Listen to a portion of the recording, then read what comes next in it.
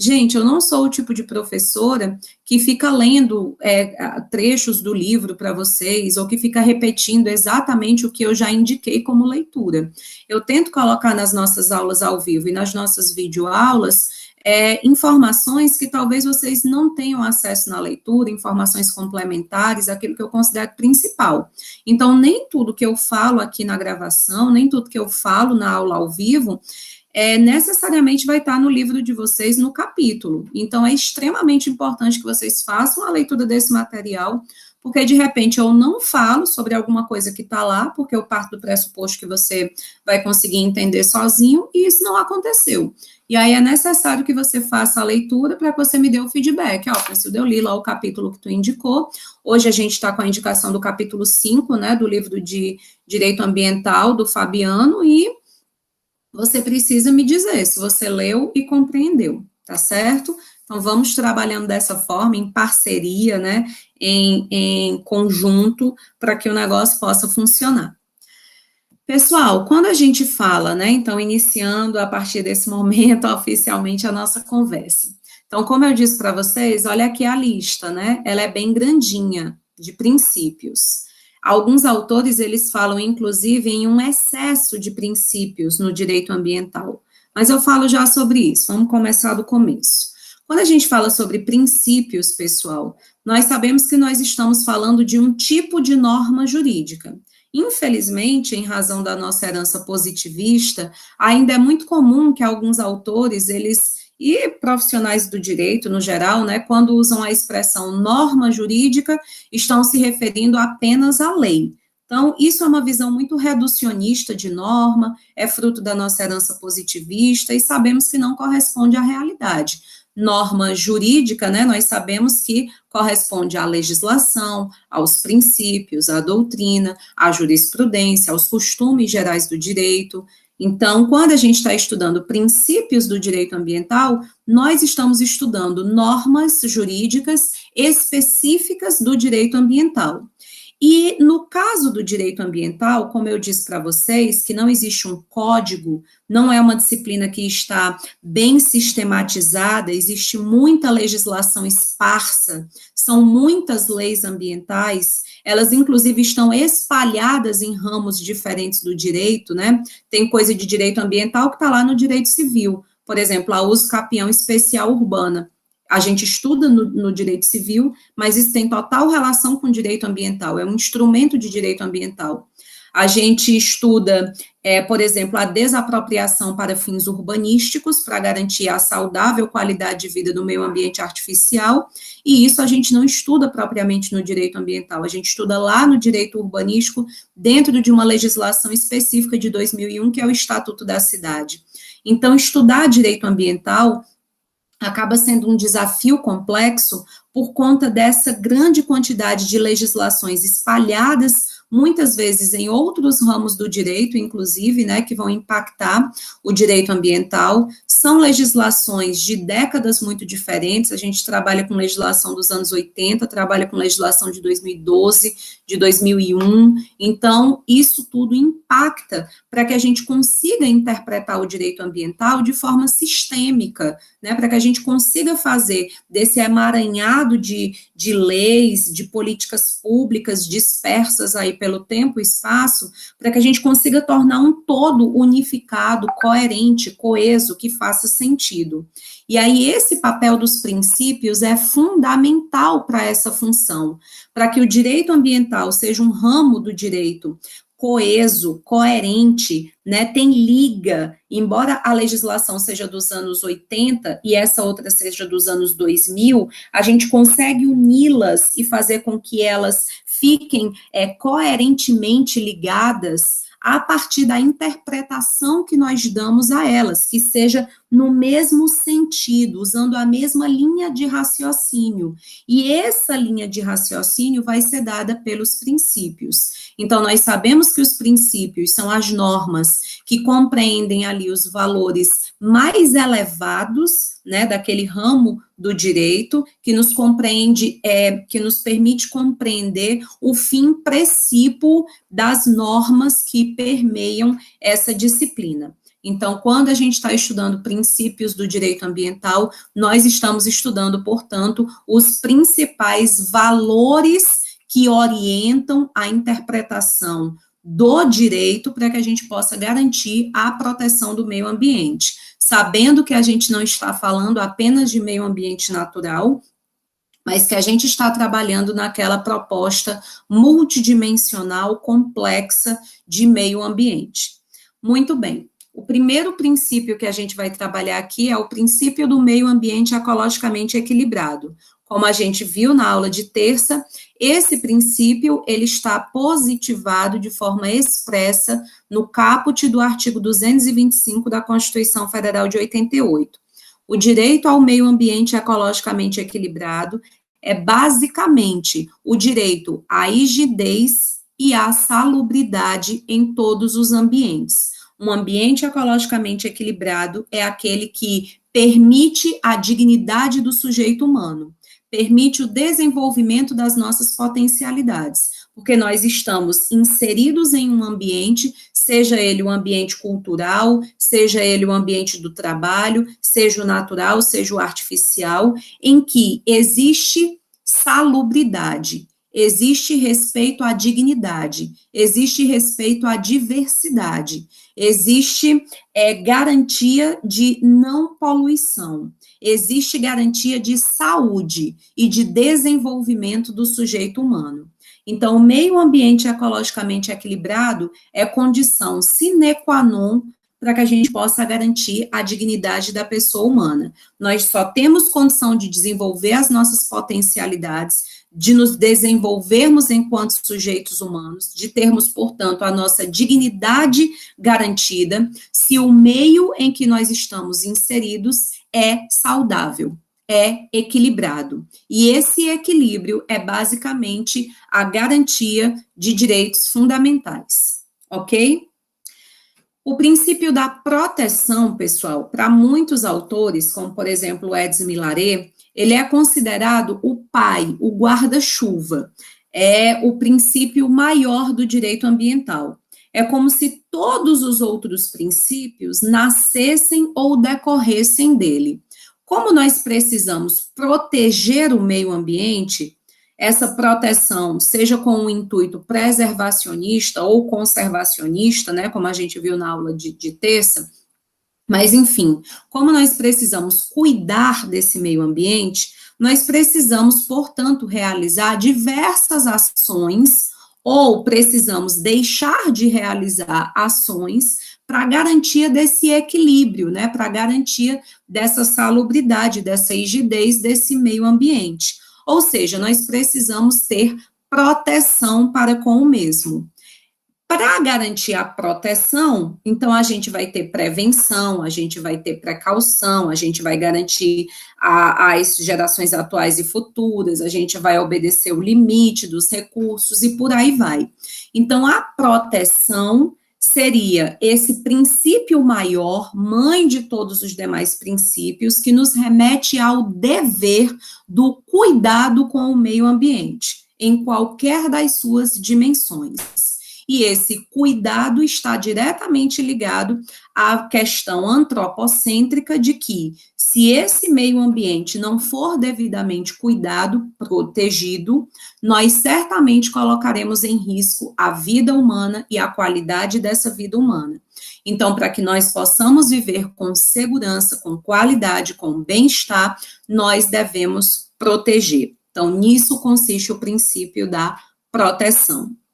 O princípio da prevenção, gente, eu queria que vocês memorizassem, né? Prevenção, ele vai ter esse V de verdade, é aquele princípio que exige que nós deixemos de fazer, deixemos de adotar algum comportamento, alguma ação antrópica, sempre que nós tivermos certeza científica, nós já temos a garantia de que essa ação gera dano ao meio ambiente.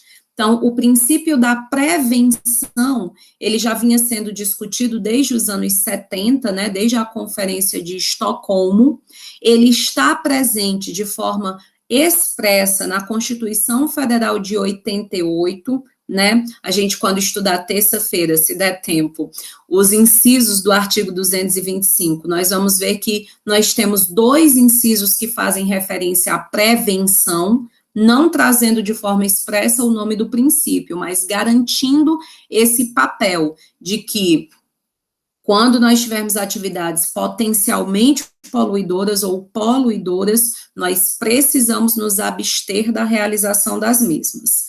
Então, prevenção é o princípio que orienta a proteção do meio ambiente a partir da certeza da ocorrência de um dano científico.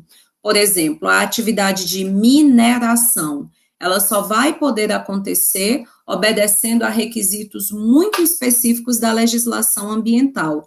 Estão proibidos diversos comportamentos. Por quê? Porque nós sabemos que, se nós infringirmos essas legislações, essas ações, nós temos certeza absoluta que ocorrerá um dano ao meio ambiente natural. É por isso, gente, que a prevenção, ela está bastante ligada ao estudo de impacto ambiental, né, ao EIA. Toda vez que a gente vai realizar uma atividade de licenciamento ambiental, por exemplo, a empresa, para funcionar, pela natureza do serviço que ela vai realizar, ela vai precisar de uma licença ambiental. O que é que a gente vai realizar dentro do processo de licenciamento ambiental? Nós vamos ter técnicos, nós vamos ter cientistas do direito ou de fora do direito, para analisar essa atividade e verificar se ela é potencialmente poluidora ou se ela é poluidora.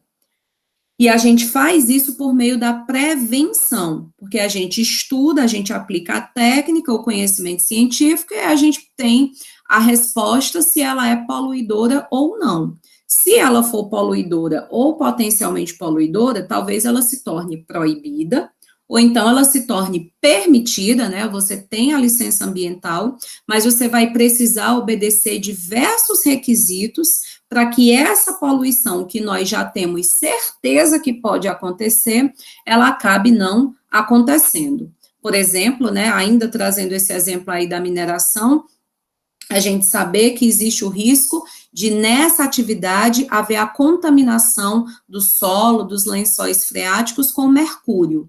O mercúrio é uma substância que a ciência, o conhecimento técnico já sabe, já existe certeza, não existe dúvida. Nossa, será que se houver uma contaminação por mercúrio na água, será que isso pode causar algum dano à saúde humana? Será que isso pode causar algum tipo de desequilíbrio ambiental? Não existe essa dúvida. Já existem estudos, já há comprovação de que o dano pode acontecer. Então, é por isso que essa atividade, para que ela possa acontecer, ela vai ter que obedecer uma série de requisitos, uma série de legislações, para que esse tipo de contaminação não aconteça, porque nós já sabemos que esse risco pode causar dano, sim, para a vida humana. Então, o risco, ele é conhecido, o risco, ele é evidente, o risco, ele é seguro. Prevenção.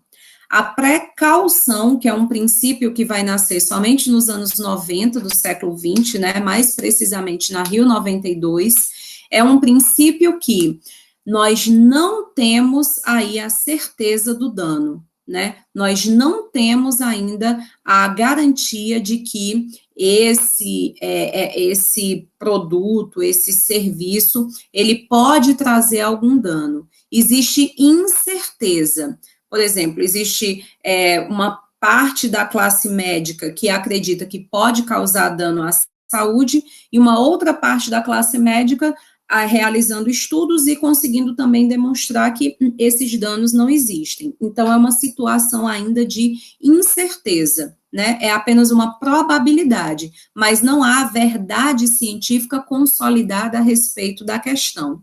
Então, nesse caso, o direito ambiental, a proteção nos orienta que é melhor nós pecarmos pelo excesso de cuidado. Ok, nós não sabemos se aquilo ali pode causar dano. Tudo bem, a gente não tem essa certeza. Mas nós temos o risco de que, apesar da gente não saber, talvez cause. Então, é melhor a gente se abster. Ou então é melhor a gente regulamentar essa atividade de tal forma a evitar que esse dano ocorra. Então, a precaução, diferente da prevenção, está ligada à ausência de certeza a respeito do risco. E ela vai nos exigir, portanto, uma prognose negativa, né?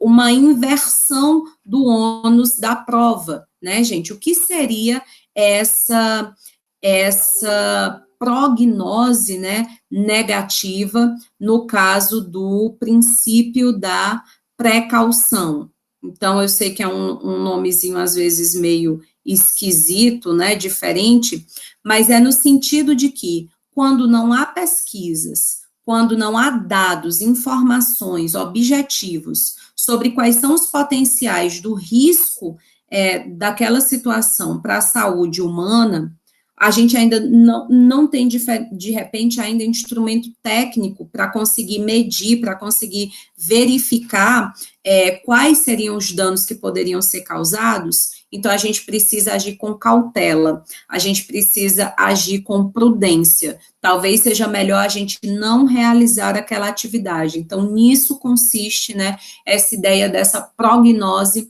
negativa.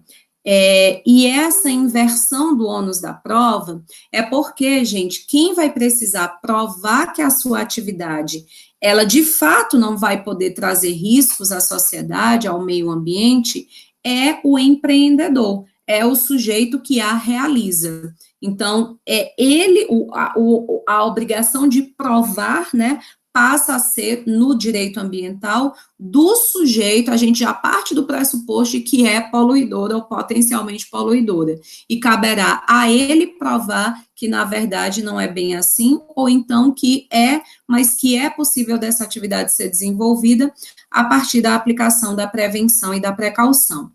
Pessoal, eu acabei de apresentar para vocês os 2 princípios que mais são cobrados em questões de concurso. Se vocês abrirem aquela página do Que Concursos, né, que tem várias questões atuais, antigas, vocês vão ver que o tempo passa e os examinadores, as bancas, elas não param de cobrar.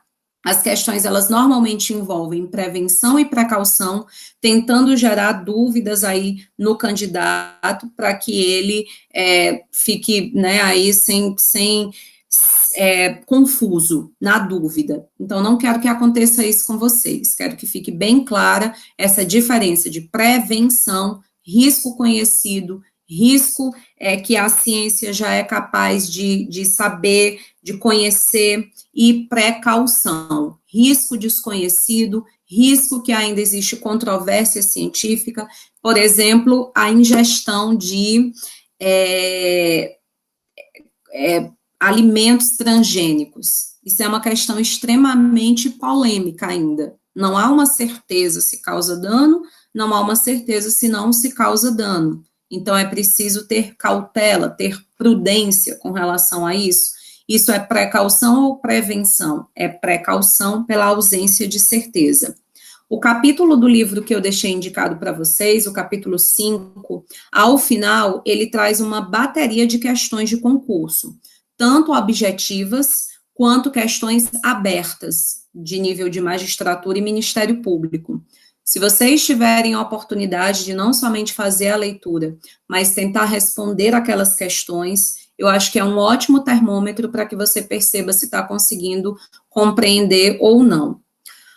O princípio do desenvolvimento sustentável, gente, ele é um princípio constitucional, também está previsto no artigo 225. Alguns autores quebram o princípio do desenvolvimento sustentável em 2 princípios diferentes, né? Falam em desenvolvimento sustentável e princípio da solidariedade intergeracional, mas na minha visão, solidariedade intergeracional e intrageracional, que a gente já conversou na aula de terça, já está contemplado aqui dentro do desenvolvimento sustentável. Como nós sabemos, desenvolvimento sustentável é um modo de desenvolvimento que respeita o meio ambiente natural, que visa a garantia da satisfação das necessidades das gerações atuais e das gerações futuras. Basicamente, é um princípio que está tentando promover, que está tentando realizar a garantia de um equilíbrio entre a economia e os recursos ambientais. Por isso que ele está bastante ligado também ao artigo 170, né, da Constituição Federal, que trata das questões do desenvolvimento econômico. Então, esse desenvolvimento econômico deve acontecer respeitando-se os limites, a finitude dos recursos naturais, para que nós possamos satisfazer as necessidades das gerações atuais e futuras. O princípio do limite é o princípio que trabalha exatamente com essa ideia da finitude. Os recursos ambientais, eles não são infinitos, eles não existem para sempre. Então, nós precisamos explorar esse meio ambiente natural, artificial, cultural, do trabalho, levando em consideração o limite seguro, para que, e aí a gente vai usar o princípio do desenvolvimento sustentável, né, para interpretar o do limite, nós precisamos ter um limite que nos garanta o uso que não vai prejudicar a satisfação das necessidades atuais e nem das necessidades das gerações futuras. Como eu vou descobrir qual é o limite? Através da prevenção. Eu consigo verificar, olha, o limite é esse. A gente pode explorar até aqui, porque se a gente explorar um pouco mais do que isso, nós já temos certeza científica de que haverá dano, haverá prejuízo. Então, o princípio do limite está diretamente ligado aí ao princípio da prevenção. Um exemplo muito comum, cotidiano, é a questão, por exemplo, da poluição sonora. Nós temos, inclusive, uma lei ambiental para isso, né? Olha, você não pode, na sua casa, enfim, depois das 22 horas, manter a altura do som superior a tantos decibéis, ou seja, você fere o limite. Acima daquele limite, nós já temos certeza que vai causar perturbação, que vai causar prejuízo, que não é o adequado. Então, o princípio do limite diz respeito a essa questão.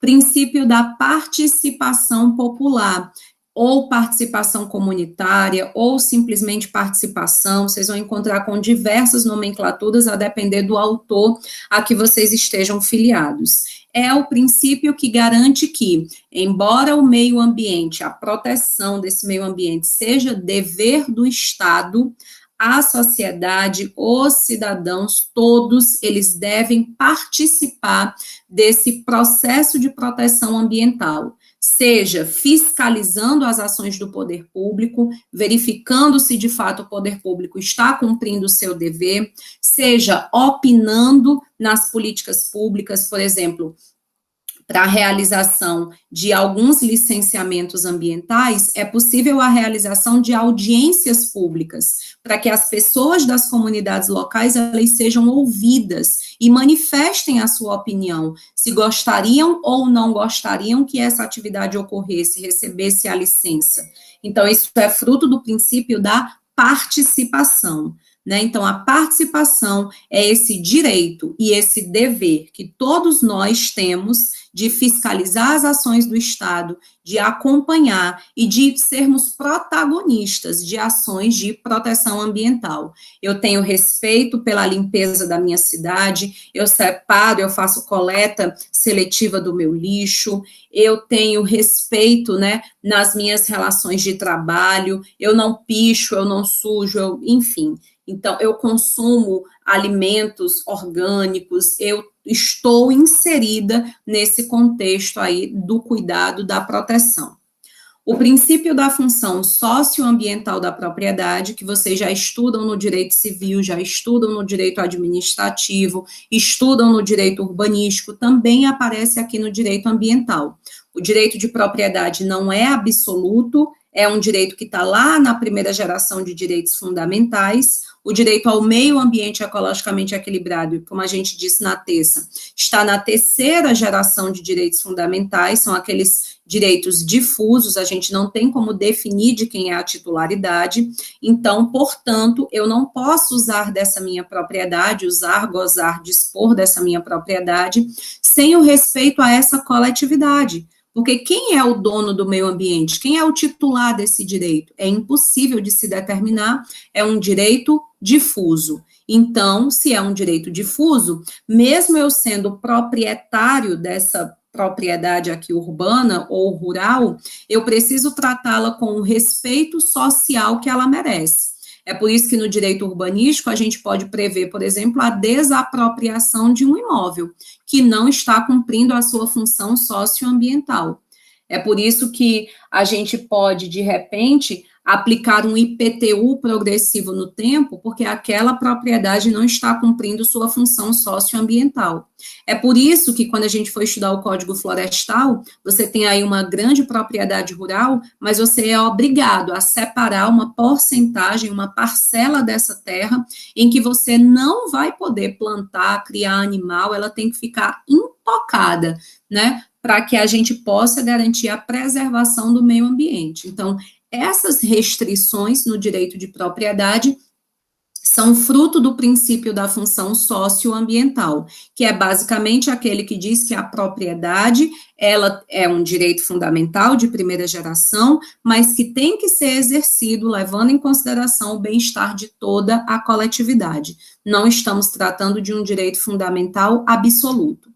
Princípio do poluidor-pagador, aquele que vai considerar que o empreendedor, aquele que realiza atividades, né, que são poluidoras ou potencialmente poluidoras, eles vão ter que perder uma parcela do seu lucro para investir esse valor em proteção ambiental. Então, por exemplo, se eu tenho uma empresa que eu tenho o conhecimento, por meio do princípio da prevenção, de que ela lança partículas pelas chaminés, que essas partículas são capazes de gerar poluição, então eu vou precisar tirar uma parcela do meu lucro, realizar aqui um investimento no uso de filtros, por exemplo, para essas chaminés, para que essas partículas não sejam lançadas ou sejam lançadas em menor quantidade, porque aquele que polui precisa pagar o investimento necessário para que se evitem os danos ambientais. Então, o princípio do poluidor-pagador tem um forte caráter econômico.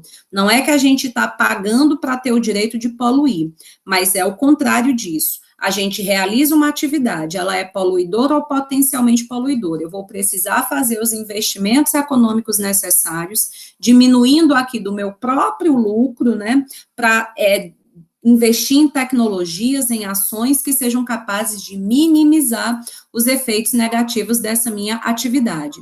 Pode ser reflexo também do princípio do poluidor-pagador, ações de desenvolvimento social, essas empresas, né, que se colocam como empresas que investem em responsabilidade social, investem em educação, financiam creches, etc. Tudo isso é uma maneira, né, de diminuir possíveis impactos negativos que possam causar, ok? Como o meio ambiente ele é de todos e somente aquela empresa está lucrando, ela precisa devolver para a sociedade uma parte desse lucro em forma de cuidado, em forma de ações, em forma de investimentos em tecnologias que diminuam, portanto, os efeitos negativos da sua atividade. O princípio da responsabilidade, alguns autores consideram que a responsabilidade é uma faceta do poluidor-pagador, mas são autores em minoria, né? Os clássicos do direito ambiental, e aí o Celso Pacheco Fiorillo se destaca, eles consideram o princípio da responsabilidade como um princípio autônomo, né? Separado do poluidor-pagador. Como nós vimos, o poluidor-pagador, ele acaba garantindo aí uma prevenção a esse dano. Para que o dano não aconteça, ou para que aconteça de forma minimizada, a gente investe uma parcela aí de valor econômico em tecnologias, em ações que vão reduzir esses impactos. A responsabilidade, gente, é o princípio em que já houve o dano, já houve o prejuízo, já perdemos em qualidade ambiental.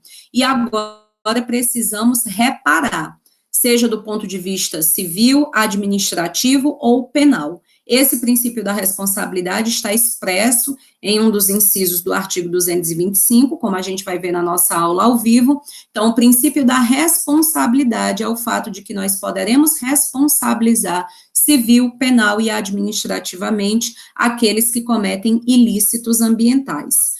o que a gente deve evitar ao máximo é chegar justamente a essa questão de precisar aplicar a responsabilidade. O principal para o direito ambiental é realizar a prevenção e a precaução, para que o dano não aconteça. Se o dano já aconteceu, a gente vai precisar responsabilizar esses culpados. Mas nós sabemos que quando os danos ambientais acontecem, normalmente é muito difícil, é verdadeiramente impossível realizar a reparação. Como eu vou reparar vidas humanas ou não humanas perdidas? Como eu vou reparar a morte de um rio? Como eu vou reparar a devastação de uma área de florestas, quilômetros e quilômetros de área de mata virgem? Então, por mais que o sujeito vá pagar uma multa, ou vá ser preso, ou vá ter que indenizar, ele não vai conseguir reparar por completo, né, e não vai chegar nem perto disso o dano. Então, a responsabilidade é justamente aquilo que a gente quer evitar chegar se a gente aplicar bem a prevenção e a precaução. O princípio do protetor-recebedor é aquele princípio que visa estimular o sujeito que protege o meio ambiente. Então, eu protejo, eu tenho ações que são consideradas adequadas para a proteção ambiental, e aí eu vou receber, por isso, algum estímulo. Normalmente é um estímulo econômico, né? É um estímulo financeiro. Por exemplo, no caso de uma servidão ambiental, eu estou contribuindo ali para conservar aquela área, para preservar aquela área, então eu vou ficar isento de ter que pagar o ITR, o Imposto Territorial Rural. Eu tenho um programa aqui no município que, se eu atingir X economia do uso da água, eu tenho um desconto no pagamento desse boleto, né, desse tributo.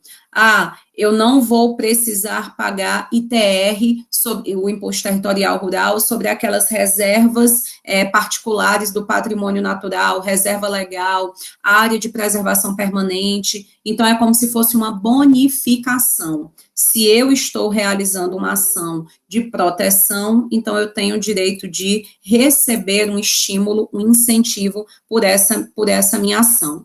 O usuário pagador, aí vem no sentido contrário, né? Os bens ambientais, eles são de titularidade difusa, né? Já dissemos isso algumas vezes aqui.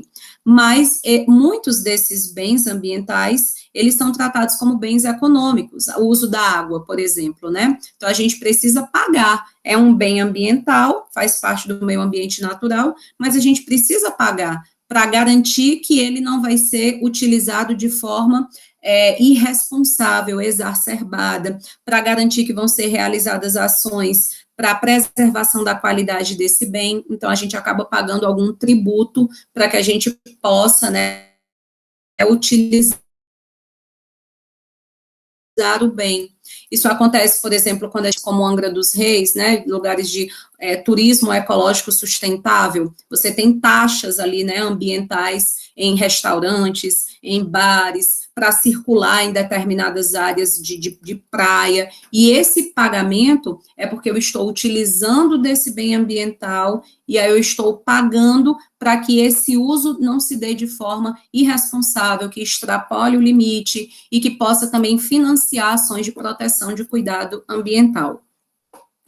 O princípio da vedação ao retrocesso ecológico, gente, isso aqui é para memorizar. Quando eu chego nesse princípio, me dá uma dor no coração, porque nós sabemos que, pelo menos desde 2012 para cá, inúmeras ações, elas foram péssimas, foram decisões terríveis para a nossa proteção ao meio ambiente no Brasil. E, no entanto, elas foram consideradas legítimas, né? A gente vai estudar alguns posicionamentos do próprio STF, que não, tá tudo certo, é constitucional, beleza, e, na verdade, prejudica a qualidade de vida ambiental. Então, esse princípio aqui, que infelizmente, né, está bem utópico no momento contemporâneo, é o princípio que proíbe que a gente possa autorizar, que a gente possa permitir qualquer ação que possa gerar prejuízo, que a gente esteja voltando, né? Como se a gente tivesse avançado, já conseguimos garantir proteção, prevenção, precaução, a gente já está aqui, e aí, de repente, vem uma ação que faz a gente retroceder, perder em qualidade, perder em direitos que a gente já lutou bastante décadas, anos, para poder conquistar. Então, em tese, né, doutrinariamente, o Brasil adota esse princípio. Nós não poderíamos permitir a existência de legislações, de ações, de atividades econômicas que colocassem em risco todo o avanço de proteção ambiental que nós já tivemos. Nós não poderíamos retroceder.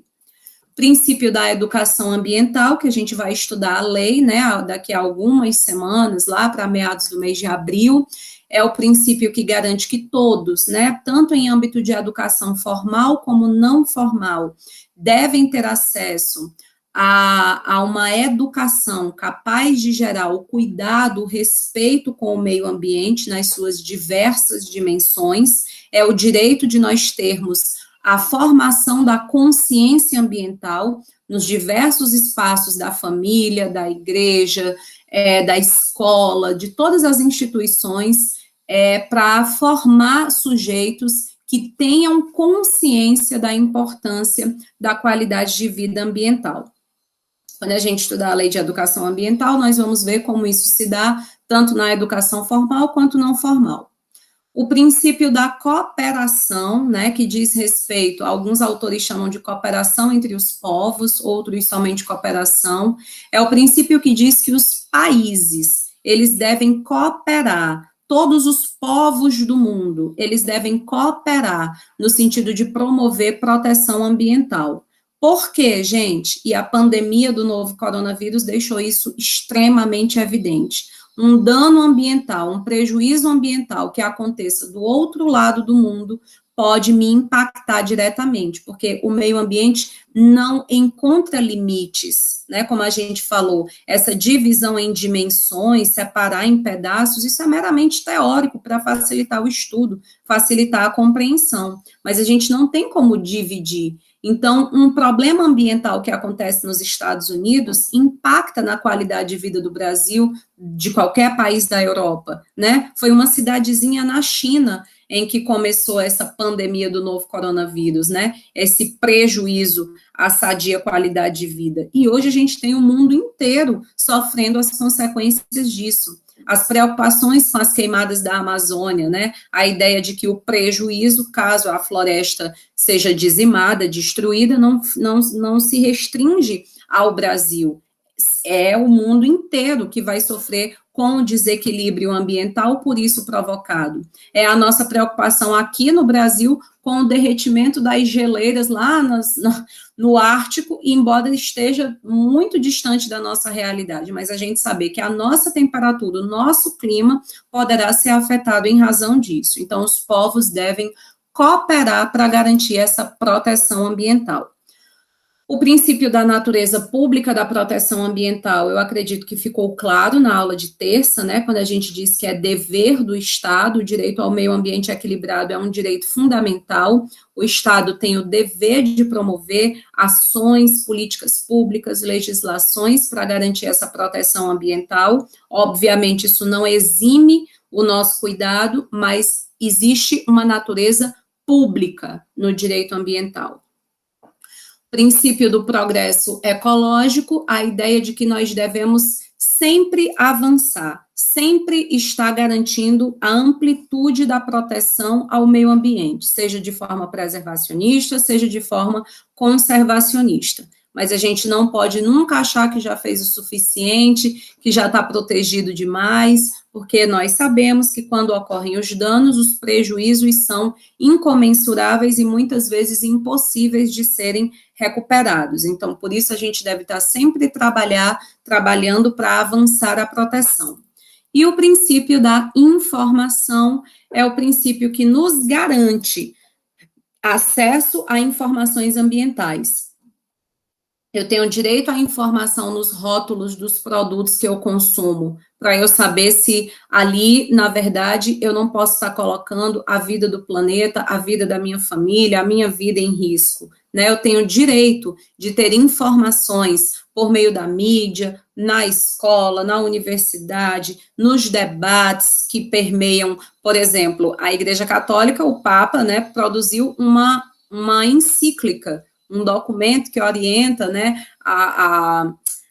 o comportamento dos católicos sobre proteção ambiental. A encíclica Laudato Si, né, a nossa casa, o nosso planeta, é um princípio que o Papa Francisco traz alusão de inúmeras informações sobre a promoção do desenvolvimento sustentável e coloca como responsabilidade dos cristãos católicos a colaboração, né, para que essa sustentabilidade ocorra. Então, a informação, ela tem que estar em todos os lugares, todas as instituições, todos os sujeitos. Nós, por exemplo, né, temos o dever de realizar essa partilha de informações, já que estamos no ensino superior, né, e temos acesso a muitas informações que pessoas que estão fora dessa academia não irão ter. Gente, eu prometi para vocês vídeos curtos, eu disse que os vídeos iam ter no máximo 30, 40 minutos, essa, de fato, é a minha política, é a lógica que eu utilizo, mas como a gente tem esse conteúdo de extrema importância, muito denso, muito cobrado, excepcionalmente essa semana a gente precisou gravar um vídeo mais longo, não vai ser o habitual, mas dessa vez foi necessário em razão da importância do tema, tá bom? Então, fico à disposição de vocês, vou aguardar os feedbacks e até segunda-feira, de forma assíncrona, baixem o cronograma de disciplina para vocês assistirem ao documentário que está lá previsto e, se Deus quiser, até a terça, ao vivo, no horário AB, tá bom? Beijos, abraços, bom final de semana para vocês, bons estudos.